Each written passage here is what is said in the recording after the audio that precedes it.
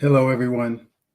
Welcome to the Advancement Center, and welcome to another reading of The Magic of Life by Robert Young. And we continue with chapter 31. There was no question in Henry's mind as to which way he had to go. The message from Simeon was so clear that it filled his mind and whole body with the desire to get to his house and even greater desire to get to Mary. When Henry rounded the corner to his home, it was no surprise to see there were people waiting out the front. It was also no surprise that when he approached them, they all told him they had problems with their homes. Henry raised his hands as he had done in the foyer at the plaza and said, "Please let me open the door and then you can all come in." He opened the door and the 12 people who had been standing in the rain waiting for Henry walked into the foyer of Henry's home and followed him halfway down the hallway. They wet everything in sight, but Henry was not concerned, although he did notice and wondered how these people could have gotten in such a state. When Henry turned around, they all went quiet. He then addressed them.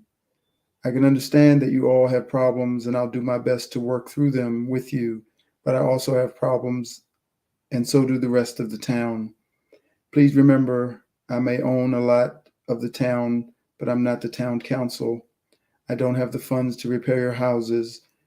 I don't run the insurance companies, and I don't run the legal system. So please keep that in mind when you're talking to me. If I can help you in any way, then I will, but I can't do anything that belongs to the council, and I can't do anything that concerns the insurance or the law." A slight mumble started amongst the people, and they looked at one another. Henry stood quietly and pointed to one person and asked, "Do you have a specific problem, or are you here representing everyone else?" The gentleman in front stepped forward and said, "I believe I'm representing everyone, even though they all have separate problems. We have no communications. We have no power. We have water running through our homes, and nobody will help us. We're here to ask you, Henry, to pull some strings for us." Henry said, "Fine. I'll need your details. The communication should be back on very shortly. We've just made a temporary change, but the council knows nothing about it. We will have communications back in the town very soon." There was a sigh of relief. "And what about the power, Henry?" someone asked. "I didn't know there was a problem with the power, but I'm sure I can do something about that as soon as the communication systems come back online," Henry answered. The phone rang just as Henry spoke those words. Henry excused himself and picked up the phone. "Henry Olson here," he answered. Andrew Kelly came on the other end of the line. "Thank God for that. So it's all working, Andrew?" asked Henry. "Just as we said, Henry, and right on the knocker," answered Andrew. "No problems?" asked Henry. "No, only the power," said Andrew. "So can you fix that for us, Andrew?" asked Henry. "It's not in my court," replied Andrew. Henry said quickly, "Nor mine, but I have a lot of people standing here who think it is. Can we do anything about it?" He could hear Andrew sigh over the phone. "You're pushing me a bit here, Henry," said Andrew. "I realize that, so it looks like I'm going to owe you another favor," said Henry. Andrew loved to have Henry on the back foot, even if it was for a favor. "Well, besides a favor, what about a night out on the town at your expense?" asked Andrew. "I'm doing this for friends, not for my pocket," answered Henry. "Oh, well, I probably can't help you then," said Andrew. "Okay," said Henry, "a night on the town it is." "Gotcha again." "The power will be on in 10 minutes, said Andrew. Henry laughed and replied, "You do catch me out a lot, but I'll get you." Andrew joked, "Only if you're quick enough." With that, they both had a bit of a chuckle before Henry put the phone down and turned slowly to everybody and announced, "Power in about, well, Andrew said about 10 minutes, but let's make it an hour at the most. If you haven't got power in an hour, then come back and see me again. Are there any other problems?" "What about the water running through our homes?" someone shouted. Is it from the rain? Asked Henry. I think it's from the rain, said the people's representative. Others said they thought it was from the drainage systems. I don't think the drains are coping with anything, and I think we've got broken water mains. Some of the taps don't work. Some people's water is contaminated, said someone. Henry heard this and put his hands up to immediately stop everyone and said, Number one, remember the cyclone rules. Boil all your water, get your lights set up and your candles. Make sure your house can handle cyclonic conditions. I think there's one on the way, so don't come out in the weather again. Now, all of you, get back to where you were and do the best that you can. If there's water running through your house, then dig a trench around it. Do whatever you can, but don't leave your house until we call you. If you don't have a phone, make sure you can contact the person next door on a regular basis, either through the window or at the window with a sign. Just don't leave your houses if a cyclone comes through. I have a feeling it's about 4 hours away. We haven't had any communications, but most of the people who have been through a cyclone before feel there's one on the way.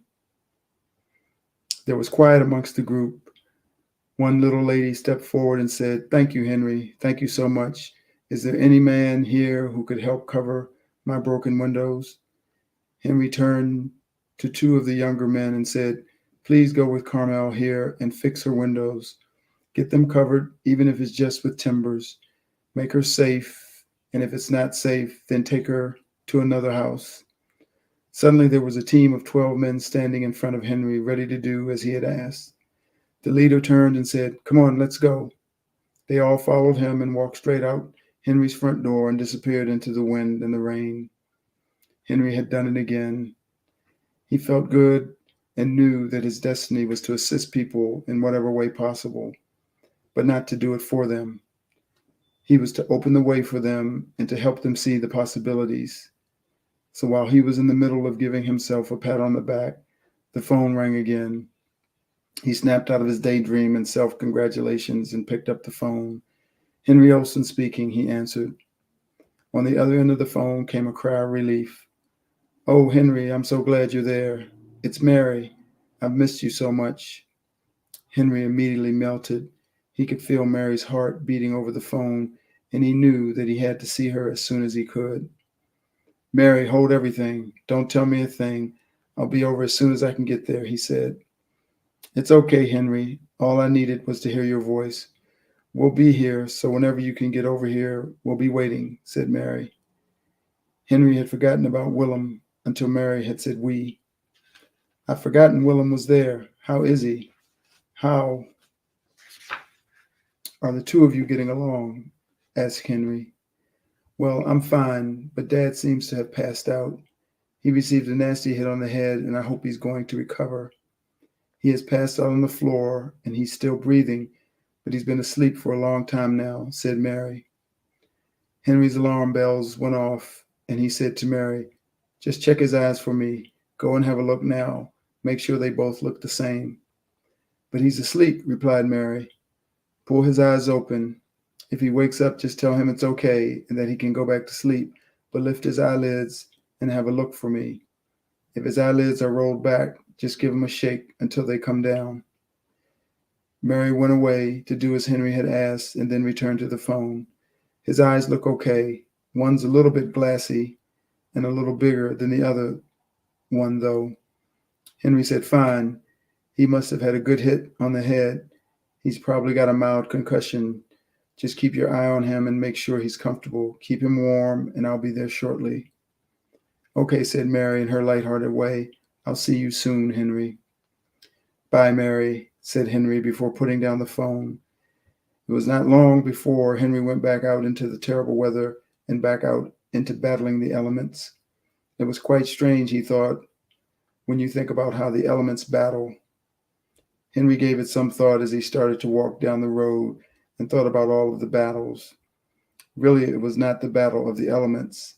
It was the people's battle against the elements, and he wondered why this happened and wondered why everyone considered it a battle. The more he relaxed, the more he found that it was not a battle, that there was quite a dance to the whole thing. It seemed harsh if a tree fell down, but the winds and rains were just doing their thing. He thought to himself, if we go along with this and just ride it out, everything will be fine. He had another thought and looked again. Why do people say everything will be fine? Everything's fine now. His mind started going through the various statements that people make. Even the word fine did not fit. Everything was perfect, even when the trees were blowing down. At that moment, Henry could see all of that. He had heard people talk about those sorts of things, but he had never ever felt it himself. As he walked along, he felt himself getting lighter because he could see that all that he had been concerned about over the years meant nothing. As soon as he had changed his outlook, the world had changed around him. As soon as he felt that he could help people, people changed. And as soon as he had decided to make sure that everything was in order in case the cyclone came through, it all started to happen. So the closer he got to Mary's home, the more relaxed he felt, even though he could feel the winds building up and at times had difficulty maintaining his footing. The water swept backwards and forwards across the road, depending on which way the wind decided to blow. It was obvious the turbulence was getting closer, but Henry felt okay. As he turned into Mary's driveway, a driveway that would only just fit the width of his car, he remembered how that driveway had seemed so wide when he was a child, and how the horse and cart had fitted easily. He remembered the elegance of those times and all of the people who had worked in his father's house. It was as if he had gone into another world. When he reached halfway down the driveway, the door flung open and Mary came out running into his arms with no coat on and no concern at all about the rain. Henry opened his coat and put it around Mary. Mary, you'll get terribly wet. Mary just lifted her head and without saying anything, kissed him gently. I don't care, she said as she gazed up at him. Henry's heart fluttered again, and they walked arm in arm up to the front door.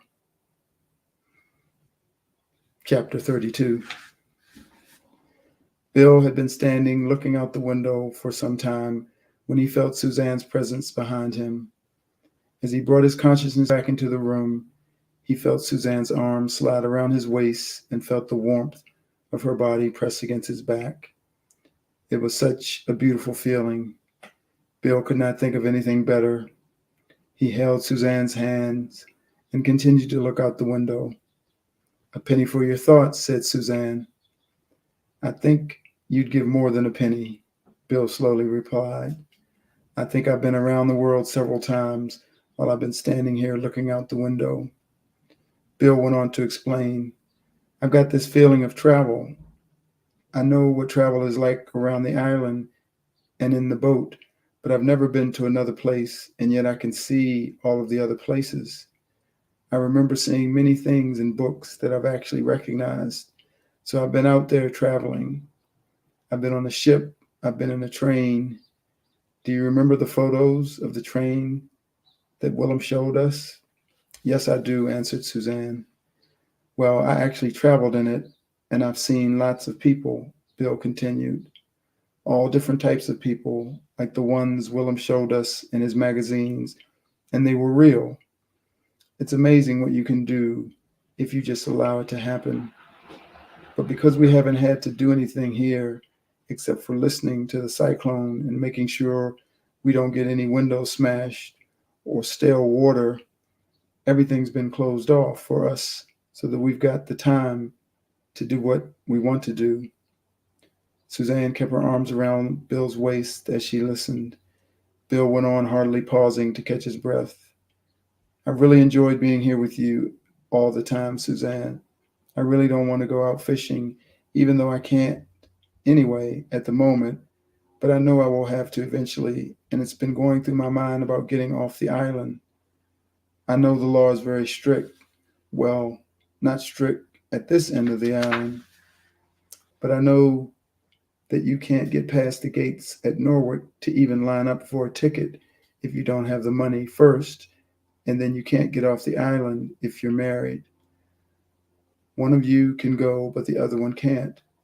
It's a bit sad that a whole family can't travel together off the island. Suzanne held Bill a little closer as he continued. I've been wondering about what Simeon said too. I've been wondering about what the psychic Carmel Roberts said, and I've been trying to put it all together with the visit I had to Norwich. I feel that besides it having something to do with Willem and Henry Olsen, I somehow feel it's got a lot to do with Mary as well. You'd like Mary, Suzanne. You really would. I think she's closer to Henry than he thinks, although he's softened a lot. He softened a lot while we were there, and I told you about Henry deciding that Mary would be his fiancée, didn't I? He asked. Yes, said Suzanne. Quite a funny way for things to happen. Yeah, quite a funny way.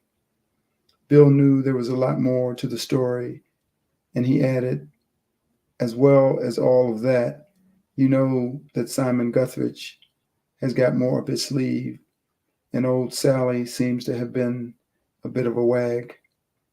You know, I think they're all tied together in some way or another. I think there are a lot of stories hidden in the background that we don't know about, and I think the fact that we've never been to Norwich was for some reason other than it was a bad place to be. I've seen Norwich and it's different to here, but it's difficult for me to see how they live. Their houses are magnificent, and yet somehow they manage to live without having to rely on the land. I don't know how they do that. I told you too about the telephone, didn't I? Suzanne smiled and nodded. It's like a radio, but everybody's got one and they can talk to one another whenever they want, said Bill. Oh, wouldn't that be marvelous, said Suzanne. Can we have one of those? I don't know, said Bill. I don't know how it works, but it's really good. I don't know what you've got to do to get all of these things. Instead of just fishing, I'm now fishing around for how to do all these new things. I want to know how to travel and how to look after everybody. I want to make sure life's good for you, Jamie, Samuel, and Martha. So I suppose you could say my thoughts are worth more than a penny. But really, if I don't come up with something that I can hand to you, they're not worth more than a penny. Suzanne squeezed gently around Bill's waist and said, Oh, don't be silly, Bill. Those thoughts are worth a fortune, and you don't have to do anything. You just have to give me those dreams. They're such beautiful dreams, and you're thinking about such beautiful things. I was actually thinking about getting some new clothes for the children. When I was in town, they had some beautiful clothes that the ladies had made in some beautiful new material. I wondered how we could trade to get some of those things. I suppose we'll just have to wait because there's only a certain amount you can pass on each day to feed people. After that, they don't need trade anymore. Yes, that's right, said Bill. Willem was trying to tell us something about that. Maybe we can ask him. Maybe we can have another lesson very soon. As soon as this weather clears, we'll do that, and we'll try and find out how we can do more. We'll find out what everybody means by us leaving the island and then coming back, and what's behind it all. What are we going to do if we leave the island? Suzanne laughed and said, That's right, Bill. They're the same questions that float around in my head. Even Samuel asked me, Mommy, what do they do off the island? And you know what Jamie answered him. Do you know what she said? No, what? Said Bill. Jamie simply told him, They have fun, Samuel, said Suzanne. I hope she's right, said Bill. That would be great. Some of the things we do here aren't much fun. You're right there, said Suzanne. Until you and Simeon came along, life was no fun at all. Bill turned around in her arms and gave her a warm hug. Yeah, but it's fun now, isn't it? He asked. She smiled, and as she cuddled into his chest, answered, It sure is. The sun was starting to go down, and the battering of the wind against the house had become a monotonous noise. Bill and Suzanne had sat closely by the children during their meal to keep them warm and to make sure they were not afraid of all the noise. Martha was always concerned with any little noise, and this continuous noise frightened her a little. Samuel thought it was fun, as he tended to love a bit of noise, and Jamie just took it in her stride and took no notice. Together, the three children made a different mixture, and yet they all needed one another, as well as their mom and Bill. It was like the outside elements had brought everybody together, and it was like nature had said, it's time to be close. Although Bill was concerned about everybody's feelings, he was happy that it was happening this way. As they finished their meal, Bill calmly said, "We might all sleep in the same room tonight." Jamie jumped up squealing, "Yeah, yeah." Samuel and Martha soon followed, and Suzanne asked, "Are you sure, Bill?" "Yes, yes. Let's all sleep in the same room together," answered Bill. So the task began as they started pulling pillows, blankets, and mattresses from one room to another until they had placed them all around Suzanne's bed in her bedroom. They had all of their mattresses and pillows and all the spare blankets they could get hold of. Bill closed the door to Suzanne's room and sealed off all the cracks so they would remain warm. Jamie and Bill then started to read stories. Bill had almost caught up to Jamie's standard, but she was still very smart, and she was able to understand more complicated books than Bill, and she was able to decipher them quickly. Suzanne was very proud of Jamie's efforts. Samuel and Martha picked up their own little books and made out like they were reading too. Martha repeated almost all the words that Jamie was saying, and Samuel read his book upside down without knowing that he had it wrong. He did not really care too much because if he turned it upside down, he still knew what it was, so he was not at all concerned. Everyone was there together, and they had a wonderful time reading and talking. They even joked and laughed about the wind. They discussed how it all worked and about how the wind was clearing all of the old tree branches and cleaning up the grass, and how it was taking the debris from the top of the water holes. They also commented on how it kept families together and the animals together, how it made them all snuggle up close and appreciate one another. The response from the children was such a joy, and the excitement of being together in Suzanne's room with their mother and Bill was wonderful. That excitement grew and it grew within Suzanne and within Bill, and it made them feel the beauty of life to such an extent that they felt nothing could ever stand in their way. They felt elated as they wrapped their arms around each other and the children and hugged one another with such delight as they spoke about the future. They spoke to the children about what it was like to be an adult and how great it was to have children.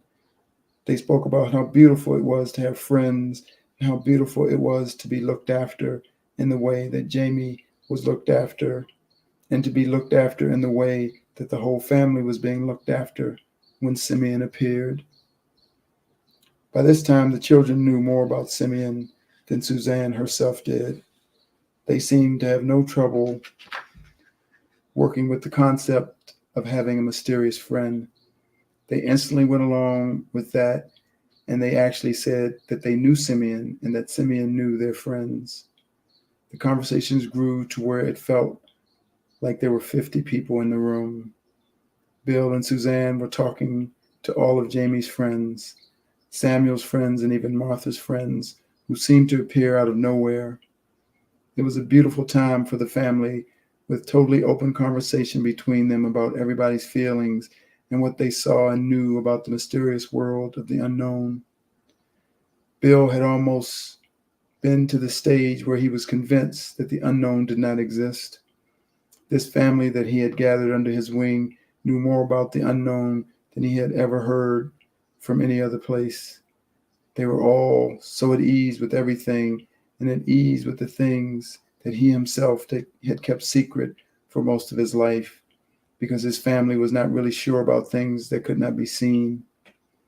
They were not comfortable hearing about things that did not exist, and were not at all sure about following messages from someone you could not even see. Suzanne and Bill found themselves actively talking to Simeon. They felt him sitting in the room there with them, and they listened intently to everything he said. As Simeon spoke about all of the things in their future, they wondered if they were imagining it at all. But when Jamie began repeating everything that Simeon was saying, they were convinced that they were not alone. Simeon opened the conversation with, "Good evening. This is your friend Simeon. Since we met on the path, there are many things that have happened. And since the time that Bill used his healing abilities with Jamie, there have been many more things happen." He continued, "What you're about to do in the very near future will far outstretch what you've done already.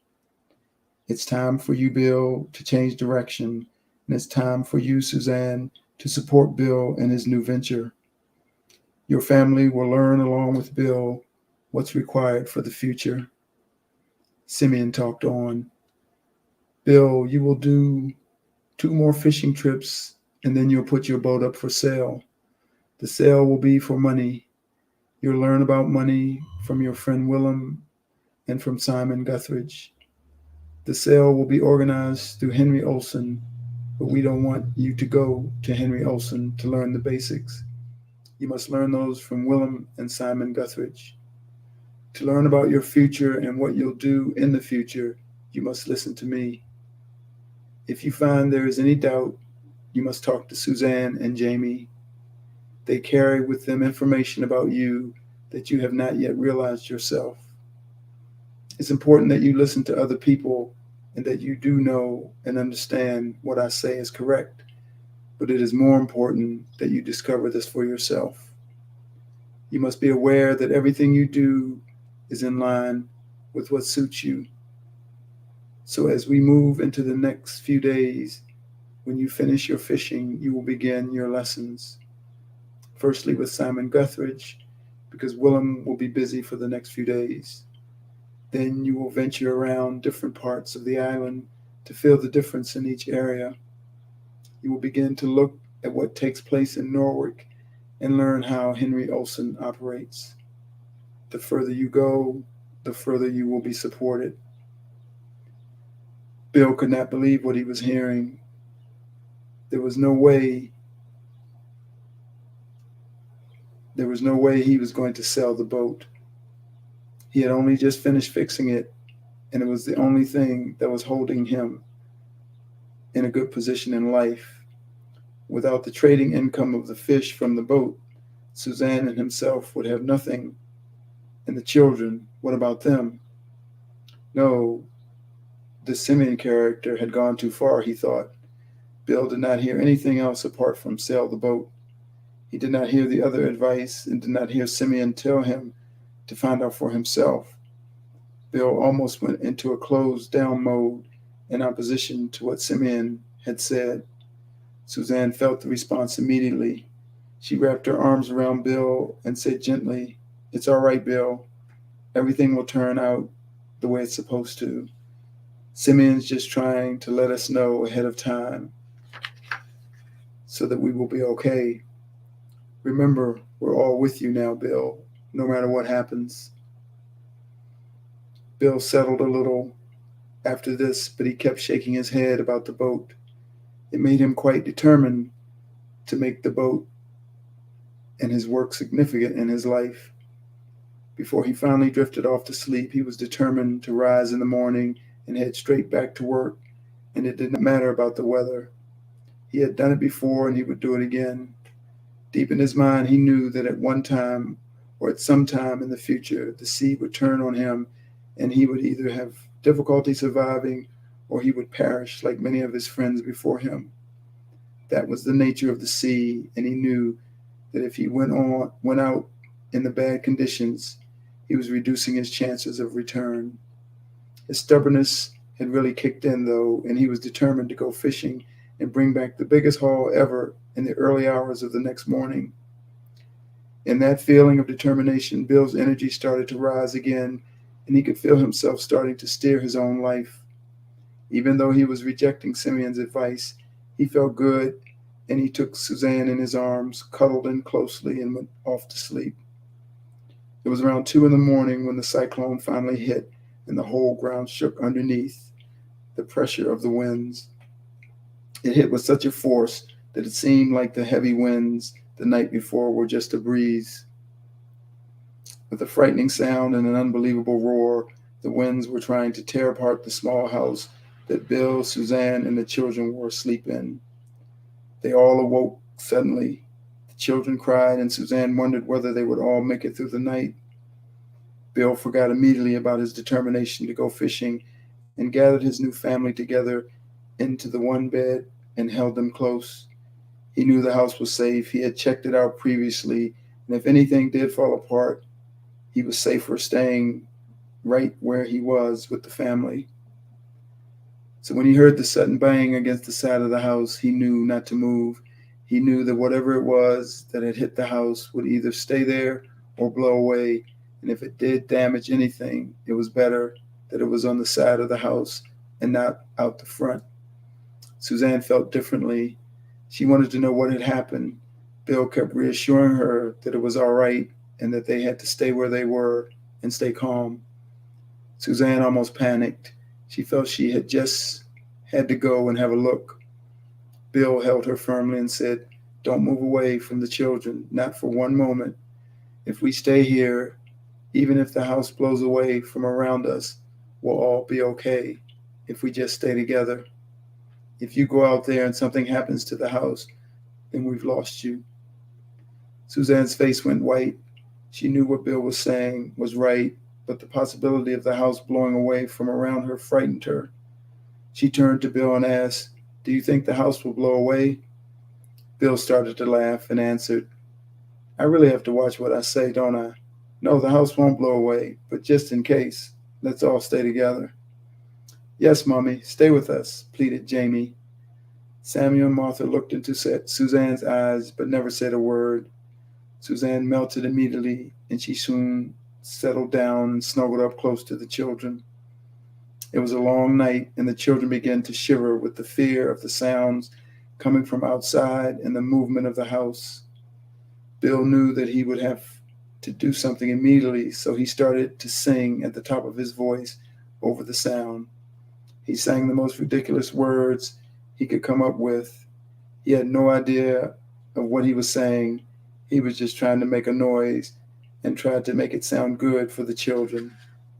Suzanne soon joined in, followed by the children.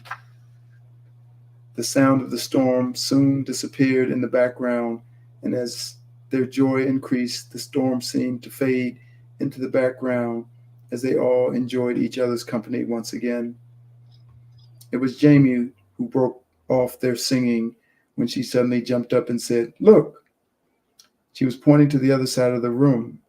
Everyone looked, but they could not see anything. "What is it, Jamie?" asked Susan. "Look, it's a fairy," said Jamie. Bill started to laugh, and Jamie immediately chastised him. "No, no, it's a fairy. It's a real fairy. You can see it, Mummy, can't you? Look." Suzanne looked, but she could not see anything, and Samuel then looked back at Jamie. "Look, Samuel, it's the same one that was out the back," said Jamie. Samuel looked, but he still could not see it. Martha leapt up on the bed and said excitedly, "I can see, I can see, I see, I see."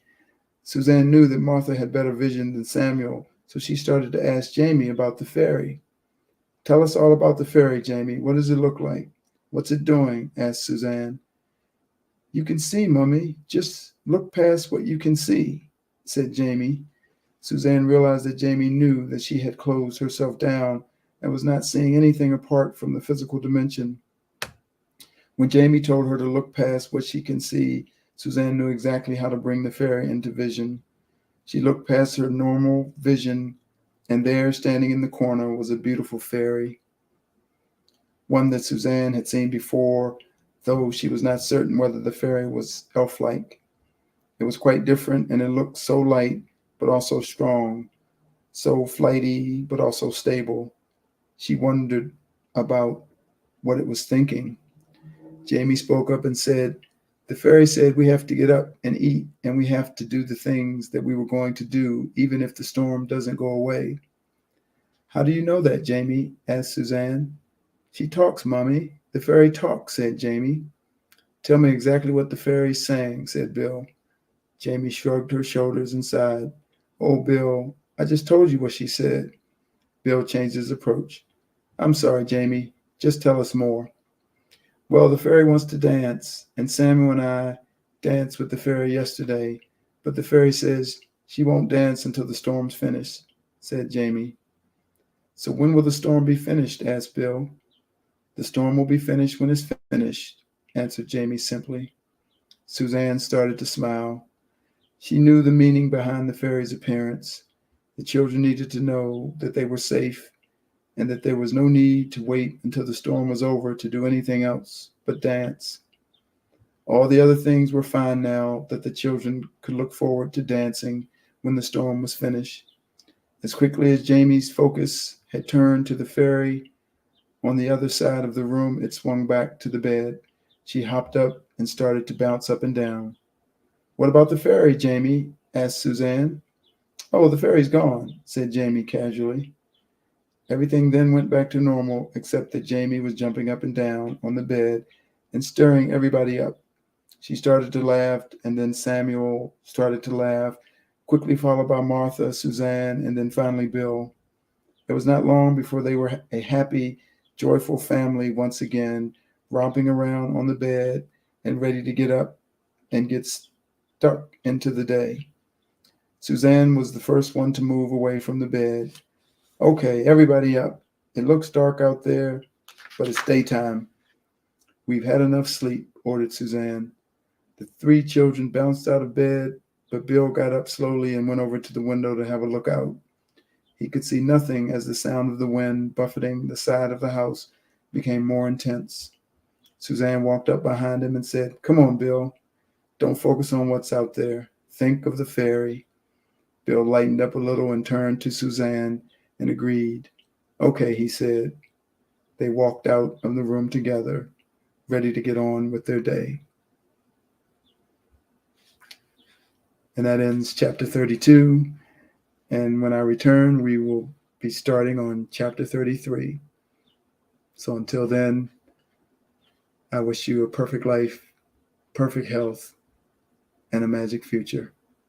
Thank you.